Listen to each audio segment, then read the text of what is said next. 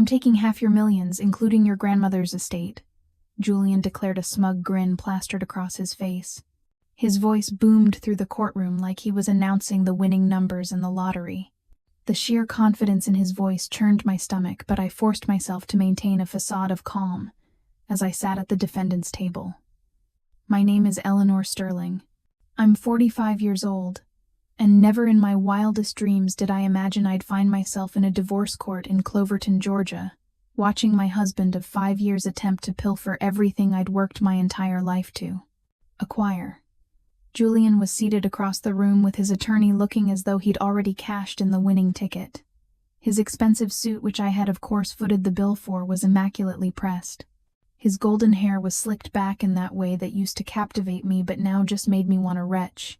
Your Honor, Julian's lawyer droned on, my client is rightfully entitled to half of all marital assets, and that includes the substantial inheritance Mrs. Sterling received during the course of their marriage.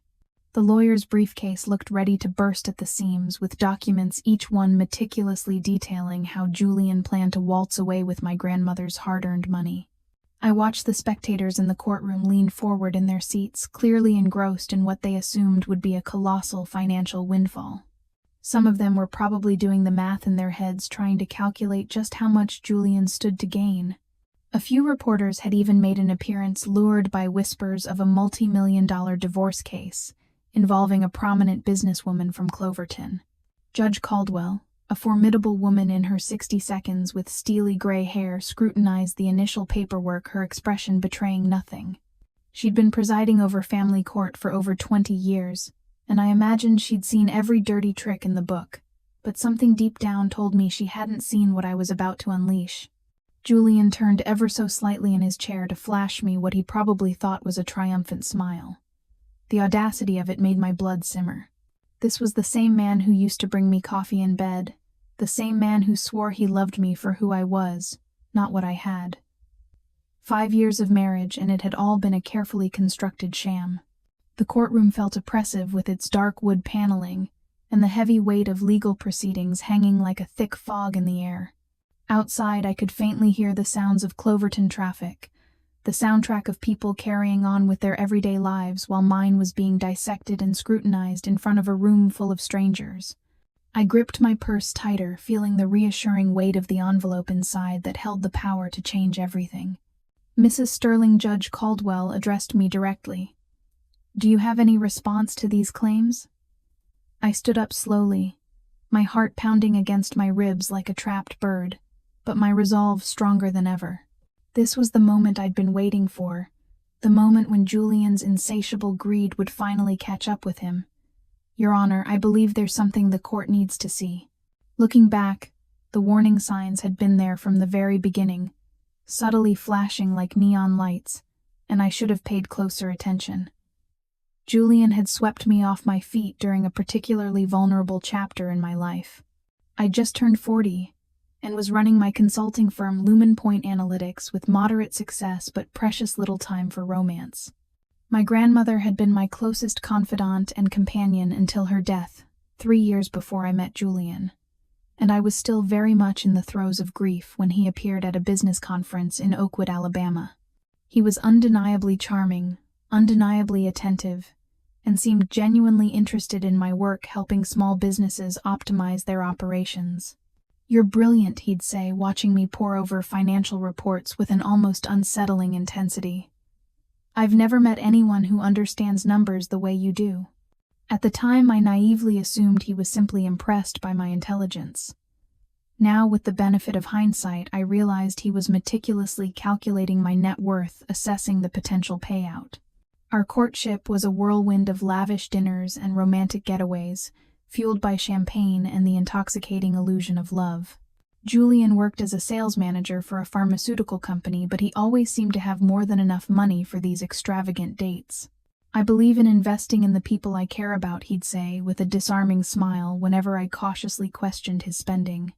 I was flattered by his attention and generosity, completely oblivious to the fact that he was already meticulously planning his long-term investment strategy with me as the prize. When Julian proposed after only 8 months, I felt a surge of hesitation. My grandmother had always cautioned me about men who move too fast, but Julian was relentlessly persistent. Life's too short to wait, he'd insisted, his eyes burning with what I thought was genuine passion. I know what I want, and I want you. His proposal was nothing short of theatrical. A private dinner on a riverboat with a string quartet playing all of our favorite songs. The ring was absolutely stunning, probably worth more than his annual salary, though I didn't dwell on that at the time. My attorney, Elaine Vance, had strongly urged me to draw up a prenuptial agreement. Any successful businesswoman needs protection, she'd explained in her no-nonsense tone. It's not romantic, but it's undeniably practical. I'd felt awkward even bringing it up with Julian, worried that he'd think I didn't trust him, or that I was more concerned with money than with love. But Julian's reaction completely surprised me. He laughed it off and waved it away like it was nothing more than a minor inconvenience. "Of course, darling," he'd said, his voice dripping with manufactured sweetness. "Whatever makes you comfortable. I'm not marrying you for your money. I'm marrying you for you." He signed the papers without even bothering to read them, joking that love doesn't need fine print. His seemingly casual attitude convinced me that my worries were completely unfounded. "It's just a romantic formality," he'd said, scribbling his signature with a dramatic flourish, as if he were promising to love, honor, and cherish me, but with more legal jargon. I distinctly remember feeling a wave of relief wash over me, relieved that he was so understanding, so willing to put my concerns at ease. Elaine had been incredibly thorough in crafting the agreement, protecting not only my existing assets, but also any future inheritance or business growth. "Your grandmother's estate will eventually come to you," she'd reminded me with a knowing look. "This ensures it stays in your family where it rightfully belongs." At the time, I thought she was simply being overly cautious. Now I realized she'd been absolutely prescient. The real shock came just 18 months into our marriage, when I received the phone call about my grandmother's estate. She'd left me everything: her house, her investments, her meticulously curated collection of rare books, and a staggering $2.8 million in carefully managed funds. It was far more than I had ever expected, and the inheritance completely transformed my financial situation overnight. Julian's reaction to the news had been incredibly telling, though I'd missed the underlying significance at the time, blinded by what I thought was genuine excitement. His eyes had practically lit up when I told him about the money. $2.8 million. He'd repeated as if he couldn't quite believe it. "Eleanor, we're rich." The way he said "we're" should have been my first undeniable clue, the red flag I so desperately needed to see. From that very moment forward, Julian's spending habits underwent a dramatic transformation. He abruptly quit his job within 6 months, claiming he wanted to explore new opportunities and be there to support my success. What he actually did was spend my money as if it were his own personal allowance, an endless fountain of wealth to fuel his extravagant desires. He bought a ridiculously expensive luxury car supposedly for networking purposes, and proceeded to drive it everywhere, subtly flaunting our newfound wealth. He invested a significant amount of money in a friend's struggling restaurant without even consulting me, losing $30,000 when the business inevitably failed within a year. He booked expensive over-the-top vacations to exotic locales, joined an exclusive golf club, where he spent more time gossiping than golfing, and started dressing as if he'd been born into wealth, completely abandoning his coiffless, previously modest style. Every time I cautiously questioned a purchase or raised concerns about his spending, he'd smoothly remind me that we're partners and that couples should trust each other implicitly with financial decisions. The breaking point came 6 months ago, when I discovered that Julian had been telling people at the country club that the inheritance was family money that rightfully belonged to both of us. He'd started introducing himself as an investor and entrepreneur, conveniently neglecting to mention that all of his investments were being made with my grandmother's carefully preserved wealth. When I finally confronted him about his blatant lies and his irresponsible spending, Julian immediately became defensive, and then with shocking swiftness incredibly cruel. "Let's be honest, it's not some big secret that I married up," he'd snapped, his voice laced with venom. "Everyone knows you needed someone like me to enjoy life. Before we met, you were just a lonely workaholic with no social life." His words cut deep because there was a painful grain of truth buried within them. I had been lonely, and Julian had undoubtedly brought excitement and companionship into my life, filling a void I hadn't even realized existed. But I finally saw that he'd been playing a meticulously calculated long game, carefully positioning himself as my savior, while systematically plotting to claim everything I'd inherited. The final straw, the undeniable proof of his betrayal, came when I stumbled upon emails between Julian and his attorney discussing divorce strategies in excruciating detail. They'd been secretly planning this for months, carefully timing it to maximize his potential settlement, waiting for the perfect moment to strike. Julian had even meticulously researched Georgia's divorce laws, desperately searching for loopholes and ways to claim that his emotional support and lifestyle contributions entitled him to a larger share of my assets. That's when I'd finally contacted Elaine again and filed for divorce myself, taking control of the situation and refusing to let Julian dictate the narrative or control the timeline. If he wanted to wage war over my grandmother's money, I'd give him the fight of his life, but it wouldn't go the way he expected, that much I was certain of. Now, standing in this sterile, oppressive courtroom, I was ready to expose Julian and everyone else to the reality of what his greed had truly earned him.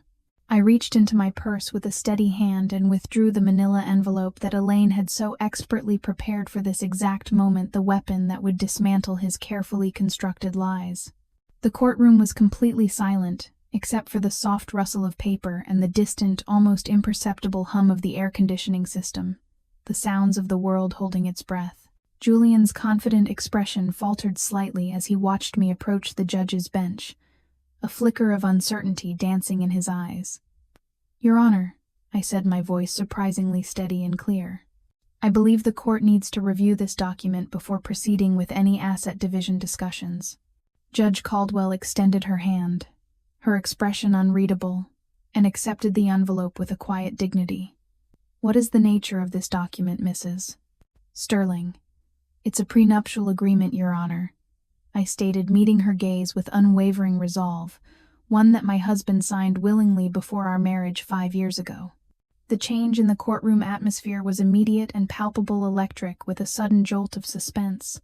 Julian's attorney, a thin man with slicked back hair named Robert Miller, shot up from his chair as if he'd been stung by a bee, his face a mask of disbelief. "Your Honor, we were not made aware of any prenuptial agreement. This is highly irregular." "Sit down, Mr. Miller," Judge Caldwell commanded, her voice sharp and authoritative as she skillfully broke the seal on the envelope. "I'll examine the documents and determine their validity." I returned to my seat, keeping my eyes locked on Julian, watching his carefully constructed facade crumble before my very eyes. His face had gone from confident to confused, to something closely resembling panic in the span of a mere 30 seconds. He was whispering frantically to his attorney, gesturing wildly toward the judge's bench, the picture of a man desperately trying to salvage a sinking ship. I could make out fragments of his urgent, desperate words she never mentioned. "How is this possible, Elaine Vance?" My rock and my attorney remained perfectly calm beside me, her face betraying nothing but professional composure.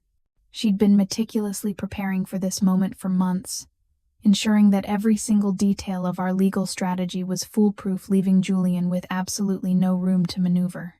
"Just watch," she whispered to me with a small, almost imperceptible smile, her eyes sparkling with anticipation. Judge Caldwell was an incredibly thorough reader, taking her time to carefully examine each page of the agreement, meticulously absorbing every detail. The document was comprehensive, a testament to Elaine's meticulous attention to detail. She'd made absolutely certain of that 5 years ago, anticipating every potential challenge and addressing it with unwavering precision. It outlined in excruciating detail exactly which assets were protected, which debts would remain separate, and most importantly, how any future inheritance would be handled in the event of a divorce. "This appears to be a properly executed prenuptial agreement," Judge Caldwell announced after several minutes of careful review, her voice resonating with the weight of her legal authority. "It's dated 6 weeks prior to your marriage, witnessed by 2 independent notaries, and signed by both parties with no indication of coercion or duress." Julian's attorney looked as though he desperately wanted to disappear into his chair, his face flushed with a mixture of embarrassment and disbelief. I realized with a surge of satisfaction that Robert Miller had filed this divorce case without performing even the most basic due diligence, blindly charging ahead with Julian's plan, based on nothing more than assumptions and wishful thinking. He'd simply assumed, just like Julian, that the marriage was nothing more than a straightforward asset grab, a simple equation with a guaranteed payout. "Your Honor," Julian suddenly blurted out, his voice cracking slightly, betraying his mounting panic. "I need to see that document. I don't remember signing anything like that." The judge's eyebrows arched slightly at Julian's outburst, a clear indication of her disapproval. "Mr. Hayes, please remain seated and allow your attorney to handle these proceedings. Your inappropriate outbursts are disrupting the decorum of this court."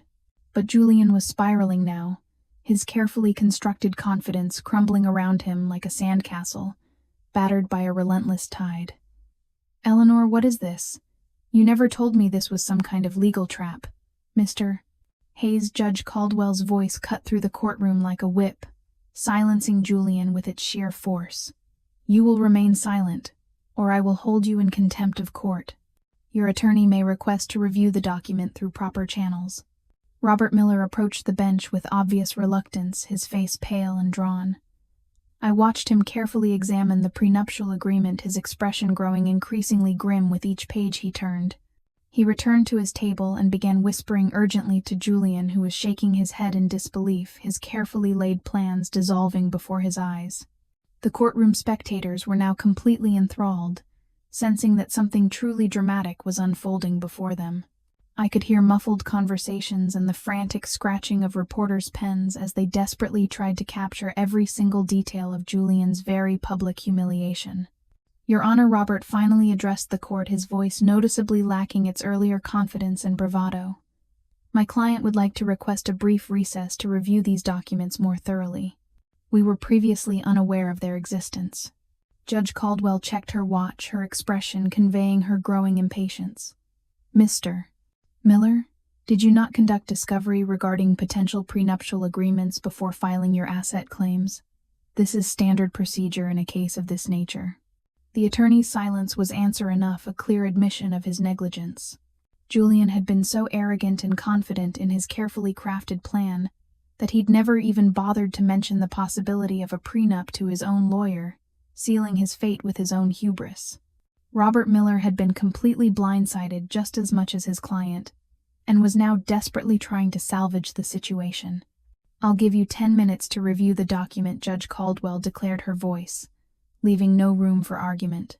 "But I should warn you that this appears to be a legally binding agreement that significantly impacts your client's claims, potentially rendering them moot." During the recess, I watched Julian and his attorney huddled in intense conversation near the courtroom windows, their body language radiating tension and desperation. Julian's gestures were becoming increasingly animated and frantic, as Robert desperately explained the full implications of the prenuptial agreement, painting a grim picture of his rapidly vanishing fortune. Even from across the room, I could see the exact moment when Julian finally realized that his meticulously crafted plan had completely backfired, turning against him in the most spectacular fashion imaginable. Elaine used the time to carefully review her own notes and prepare for what she knew would be Julian's last-ditch attempts to challenge the validity of the agreement, grasping at any straw to avoid the inevitable. "He's going to claim fraud or duress," she predicted quietly, her eyes narrowed with anticipation. "Men like Julian always blame everyone else when their schemes fall apart. They can never accept responsibility for their own actions." She was absolutely right.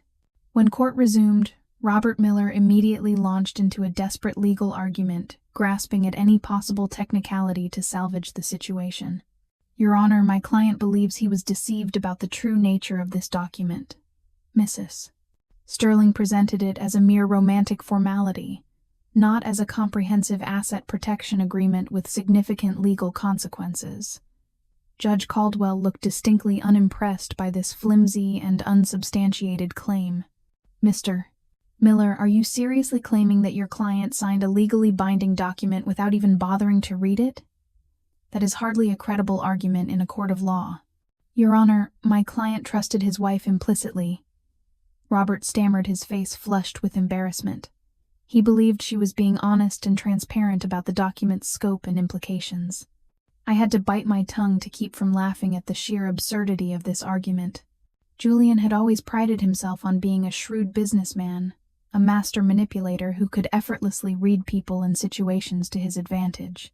Now his own attorney was desperately trying to portray him as a naive and trusting fool, too innocent and gullible to understand the complexities of a legal contract.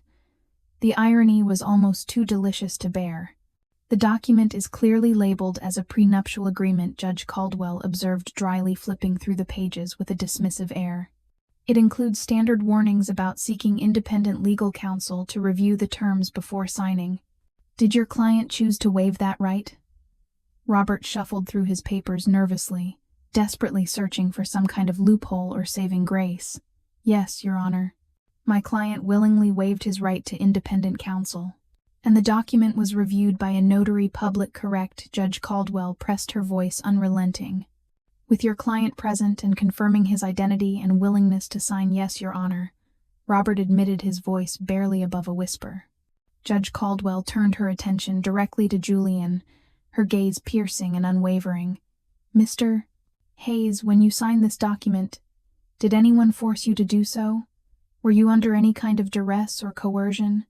Did anyone threaten you or pressure you into signing against your will?" Julian's face was now a fiery red, a mixture of embarrassment, anger, and dawning realization. "No, Your Honor," he mumbled, avoiding her gaze. "But I thought it was just paperwork. Eleanor made it sound like it didn't really matter, just a formality to appease her concerns." "Did you read the document thoroughly before signing it?" The question hung in the air like a sharpened sword, its weight pressing down on Julian with suffocating force. Julian looked around the courtroom as if searching for a hidden escape route, desperate to avoid answering the direct and incriminating question. The silence stretched on, becoming increasingly uncomfortable for everyone present. "Mr. Hayes, I ask you a direct question," Judge Caldwell repeated, her voice unwavering. I skimmed it," Julian finally admitted, his voice barely audible. "But Eleanor said it was just a formality, so I didn't think it was important to read every single word." Judge Caldwell's expression was a masterpiece of judicial disapproval, conveying her utter disdain for Julian's blatant disregard for the legal process. "Mr. Raycong 52 Hayes, you signed a legally binding document without reading it, after waiving your right to seek independent legal counsel, and now you're asking this court to invalidate it simply because you didn't take it seriously. That is an extraordinary request." The courtroom was completely silent, every eye fixed on Julian as he squirmed under the judge's relentless scrutiny. Even the reporters had stopped writing, completely mesmerized by Julian's very public self-destruction. I felt a surge of satisfaction wash over me, a sense of vindication as I watched him desperately try to wriggle free from the trap he had so carelessly set for himself. "Your Honor," Robert made one final desperate attempt to salvage the situation, grasping at the thinnest of straws. "Perhaps we could argue that the agreement is unconscionable, given the significant disparity in assets between the parties at the time of the marriage." My client was not fully aware of the extent of Mrs. Sterling's wealth and future inheritance. Judge Caldwell interrupted him with a dismissive wave of her hand. "Have you reviewed the financial disclosures that were included as exhibits with this prenuptial agreement?" These disclosures were signed and initialed by both parties, confirming that both parties were fully aware of each other's financial situations. Robert flipped through the document again, frantically searching for something he had somehow overlooked. "There are extensive financial disclosures here, Your Honor, detailing Mrs. Sterling's assets, income, and expected inheritance." "Indeed, there are," Judge Caldwell confirmed, her voice dripping with sarcasm. "Mrs. Sterling provided complete and transparent documentation of her assets, income, and expected inheritance, leaving no room for ambiguity or misunderstanding. Your client signed acknowledgments confirming that he reviewed and understood all of this financial information before signing the agreement. This is one of the most thorough and well-documented prenuptial agreements I've seen in my 23 years on the bench." Julian looked as though he was about to be physically ill. The golden boy, the the charming manipulator who had effortlessly glided through life on a wave of charisma and entitlement, was finally facing the harsh consequences of his actions, stripped bare of his carefully constructed facade. Judge Caldwell cleared her throat and began reading directly from the prenuptial agreement, her voice carrying clearly through the silent courtroom, each word a hammer blow to Julian's crumbling empire. Section 4, Paragraph A. All assets owned by either party prior to the marriage shall remain the sole and separate property of that party, free from any claim or control by the other party. Section 4, Paragraph B. Any inheritance received by either party during the course of the marriage shall be considered separate property and shall not be subject to division or distribution upon divorce, regardless of the circumstances. Julian's face went through a spectrum of colors, shifting from red to white to a sickly shade of green. He gripped the edge of the table so tightly that his knuckles turned bone white, a desperate attempt to maintain some semblance of control in the face of his impending doom. "That can't be legal," he muttered, his voice just loud enough for several people to hear. "There has to be some way out of this." Section 6, Judge Caldwell continued, completely ignoring Julian's outburst, addresses the issue of spousal support. And I quote, "Neither party shall be entitled to alimony or spousal support from the other, regardless of the length of the marriage or any disparity in income between the parties." The judge looked up from the document, her expression unwavering. This section was initialed separately by both parties and witnessed by a notary confirming that both parties fully understood and agreed to these terms. Robert Miller was frantically scribbling notes, probably desperately trying to find any possible loophole, any technicality that could offer his client even a glimmer of hope. But Elaine had been too thorough 5 years ago, anticipating every potential challenge and addressing it with unwavering precision. There was simply no way out. "Your Honor," I stood up, my voice calm and steady despite the turmoil raging inside me. "If I may address the court." "Proceed, Mrs. Sterling," Judge Caldwell said, gesturing for me to continue.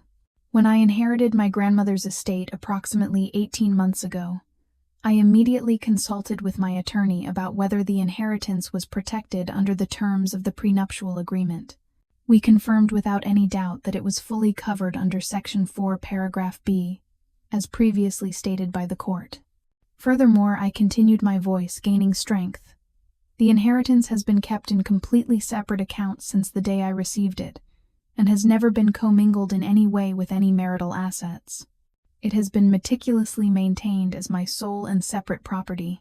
This was the final nail in Julian's coffin, the undeniable proof that completely dismantled his fraudulent claims.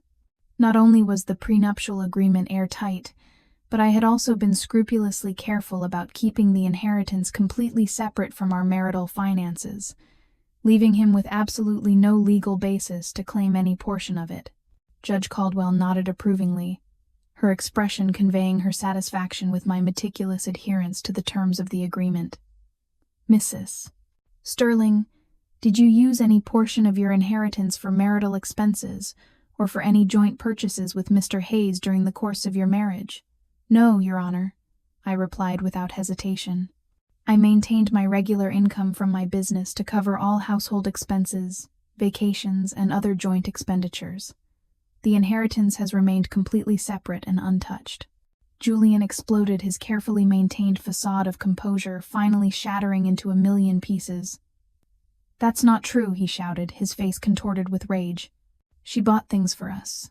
She paid for all of our vacations. We wouldn't have been able to live the way we did without that money, Mr.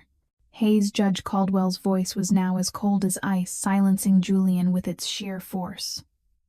"You are completely out of order. Sit down immediately and control yourself." But Julian was beyond reason, now lost in a vortex of anger and desperation. His carefully constructed facade had completely crumbled, revealing his true nature for everyone in the courtroom to see. "She trapped me, Julian," shouted his voice, echoing through the silent room. "She made me think we were partners. She let me believe that money was ours, that we were in this together, Mr. Hayes. If you cannot control yourself and refrain from further outbursts, I will have the bailiff remove you from my courtroom." Judge Caldwell warned, her voice leaving no room for argument. The threat of being physically removed from the courtroom finally penetrated Julian's blind rage, bringing him back to some semblance of reality. He slumped back into his chair heavily, his chest heaving with angry breaths, but the damage had already been done. Everyone in the courtroom had witnessed his true character, the greedy, entitled man who had married me for my money, and then had the audacity to portray himself as the victim when his elaborate plan fell apart. Judge Caldwell reviewed the final pages of the prenuptial agreement with deliberate care, her expression unreadable. The tension in the room was palpable, thick enough to cut with a knife, as everyone waited with bated breath for her final ruling. I felt a sense of calm satisfaction settling over me, a quiet confidence that justice was finally about to be served. After months of Julian's manipulation, lies, and deceit, the truth was finally coming to light, and there was nothing he could do to stop it. Based on my thorough review of this prenuptial agreement, and after careful consideration of the evidence presented, I am now ready to render my decision on the matter of asset division. Judge Caldwell announced, her voice resonating with authority. She removed her reading glasses and looked directly at Julian, her expression conveying her utter contempt for his actions. Mr. Hayes, this prenuptial agreement is valid, comprehensive, and legally binding in every respect. As such, you are entitled to exactly nothing from your wife's premarital assets, her inheritance, or her business holdings. You will leave this marriage with only the clothes on your back and the debts you incurred during the marriage. The words hit Julian like a series of physical blows, each one more devastating than the last. His mouth fell open and he stared at the judge in complete disbelief, as if he couldn't comprehend the reality of his situation. Nothing, he whispered, his voice barely audible. After everything I've done for her, I get nothing. Nothing, Judge Caldwell confirmed, her voice unwavering. Furthermore, according to Section 7 of this agreement, all debts incurred individually by either party during the course of the marriage shall remain the sole responsibility of that party, and shall not be subject to division or allocation. In this divorce proceeding, Mrs. Sterling, do you have documentation of any debts incurred solely by your husband during the marriage? Judge Caldwell asked, turning her attention to me. Elaine handed me a thick folder which I passed to the bailiff, my hands trembling slightly with suppressed emotion. Yes, Your Honor, I replied, my voice clear and steady. I have documentation of credit card debts, a car loan, a failed restaurant investment, and country club fees, all incurred solely by Mr. Hayes during the marriage, totaling approximately $87,000. Julian's attorney looked as though he desperately wanted to vanish into thin air, completely overwhelmed by the magnitude of the disaster unfolding before him. The case he had initially thought would net him a substantial fee had turned into a complete humiliation, a stark reminder of the importance of due diligence and ethical representation. Mr. Hayes, Judge Caldwell continued, her voice leaving no room for argument. Not only will you receive no assets from this marriage, but you will also remain personally responsible for the $87,000 debt that you accumulated during the marriage. This debt will not be discharged or otherwise affected by this divorce proceeding. The courtroom erupted in a chorus of murmurs and whispers, the sound of hushed conversations filling the air. I could even hear someone behind me stifling a laugh, unable to contain their amusement at Julian's spectacular downfall. Julian had gone from expecting to walk away with millions to facing financial ruin in the span of just 30 minutes, a stunning reversal of fortune that few in the room could have predicted. Your Honor, Julian's voice was barely audible now, a desperate plea lost in the sea of legal pronouncements. This can't be right. Surely 5 years of marriage has to count for something. I dedicated my life to supporting her. Judge Caldwell's smile was as sharp and cold as a razor's edge, revealing her utter contempt for Julian's pathetic attempt to garner sympathy. It does count for something, Mr. Hayes, she said, her voice dripping with sarcasm. It counts as an expensive lesson in the importance of reading legal documents before signing them. Perhaps next time you'll take the time to understand the consequences of your actions, before blindly pursuing your own selfish desires. The gavel came down with a finality that echoed through the courtroom like a thunderclap, signaling the end of Julian's legal battle and the beginning of his long overdue reckoning. The court grants the divorce petition filed by Mrs. Sterling Judge Caldwell, declared her voice leaving no room for appeal. No assets shall be transferred to Mr. Hayes. All individual debts remain with the party who incurred them. This court is adjourned. Julian sat in stunned silence, as the full reality of his situation began to sink in his carefully constructed world, collapsing around him like a house of cards. He had spent 5 years meticulously positioning himself for this moment, only to discover that his entire plan had been doomed from the very day he casually signed the prenuptial agreement, without bothering to read it a testament to his prenuptial. Arrogance and short-sightedness. People began filing out of the courtroom, eager to escape the oppressive atmosphere. But I remained seated, watching Julian's world crumble around him, savoring the moment of long-awaited justice. Robert Miller was already packing his briefcase, his face a mask of professional embarrassment, clearly eager to escape this public humiliation and distance himself from his disastrous client. Eleanor Julian called out weakly, as I finally stood to leave, his voice filled with a mixture of desperation and pleading. "We need to talk about this. This isn't over. There has to be some way we can work this out." I turned to face him one last time, my expression devoid of any sympathy or regret.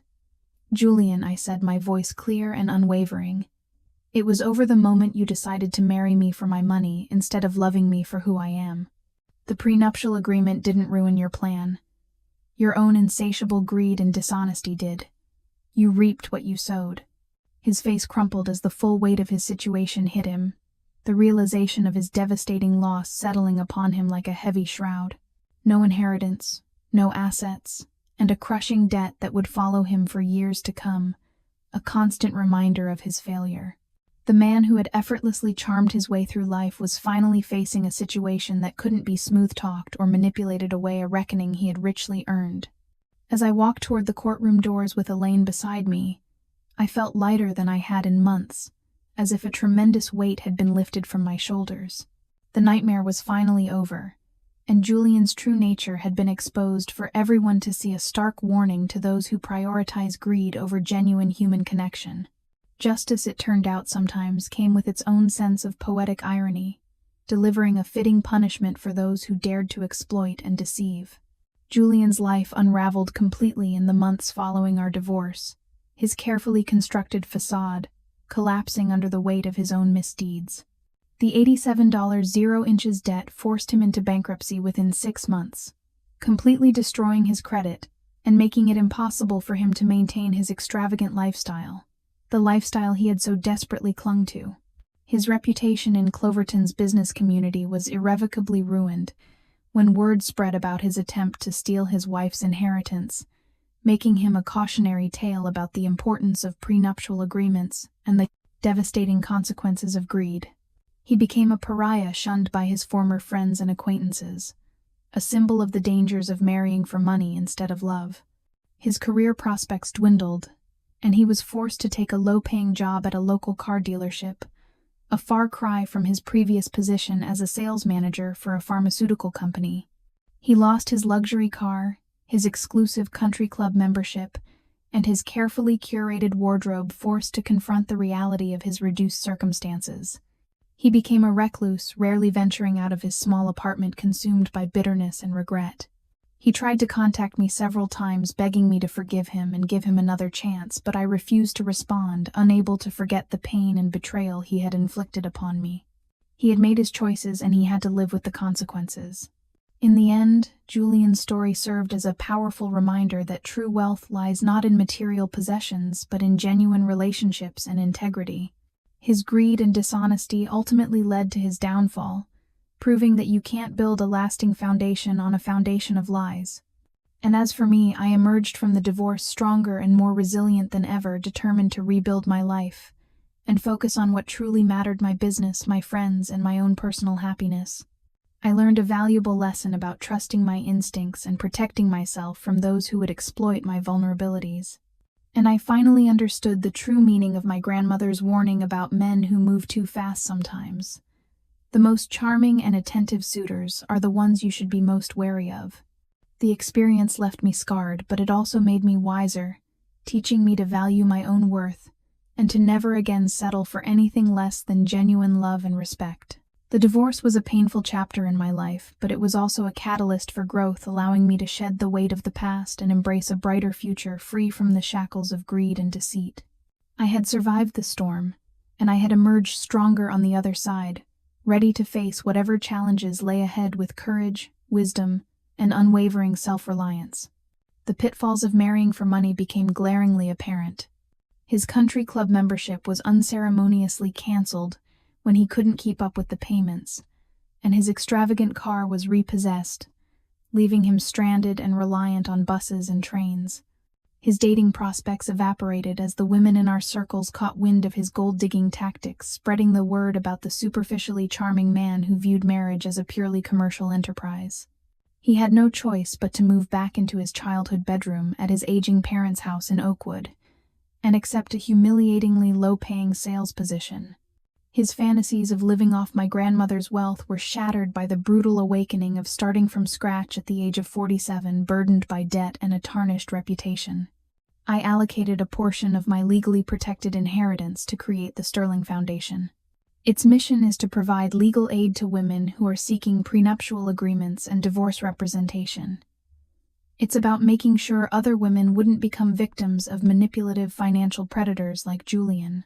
Reflecting on my personal transformation from a trusting wife to an empowered divorcee, I came to understand that my grandmother's foresight in safeguarding family assets had shielded me from far more than just monetary loss. It had spared me from a lifetime of exploitation by a man who saw my love as nothing more than a shortcut to a life of easy riches.